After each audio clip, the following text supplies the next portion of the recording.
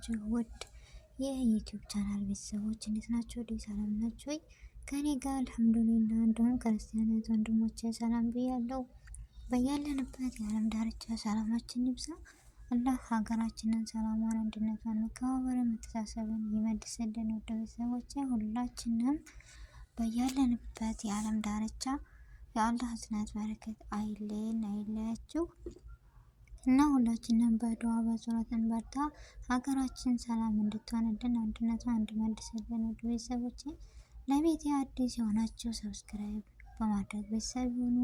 እንዲሁም ነባር ቤተሰቦቼ ከልብ አመሰግናለሁ ለምትሰጡኝ አስተያየት፣ ስለምታበረታቱኝ፣ ከጎኔ ስለሆናችሁ አሁንም በድጋሚ አመሰግናለሁ። ብርታታችሁ አይለይ ነው የምለው ውድ ቤተሰቦቼ እና ዛሬ ተስፋና ፈገግታ ይላል። የሀገራችን ነገር የሚያስፈልገው ተስፋና ፈገግታ። የሰው ልጅ ህመምና ስብራት በጌታው ላይ ባለው ተስፋና ፈገግታ ባይሸፈን ኖሮ ህይወት በውበቷ ልክ አስቀያሚ የምትሆን ይመስለኛል ይላል። ይህን ስንል አንዳንድ ጊዜ በቃ የዛሬን ሳይሆን መጥፎ ነገሮች ባጋጠሙ ሰዓት የሆነ ነገር ተስፋ የምናደርግበት ነገር አለ። ያንም የሆነ ነገር ይሳካል ወይም ይሆናል፣ ዛሬ ነገ አይደለም ነገ ዛሬ ነው ወይም በማለት ተስፋ ይኖረናል። ነገር ደግሞ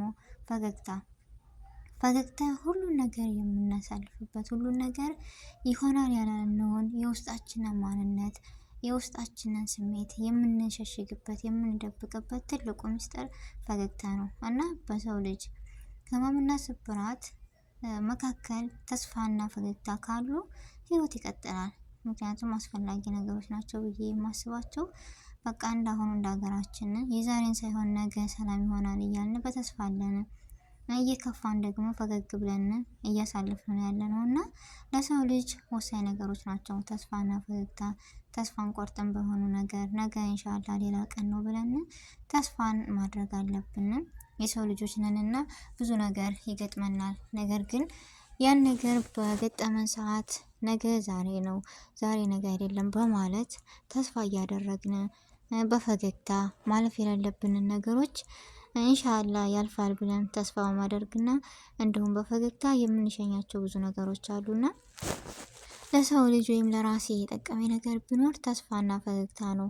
ሁለቱን ይዘን ከተጓዝን ምንም የማይሳካ ነገርና የማያልፍ ነገር የለም እና የሀገራችንም ያለችበት ሁኔታ ከሀሳብ ከጭንቀት ከሁሉም ነገር አውጥቶ ሰላሟን ይመልስልን። ተስፋና ፈገግታችንም ሁሌም አብሮ የሆነን ነው የምለው። ውድ ቤተሰቦቼ ከልብ አመሰግናለሁ ሁላችሁንም።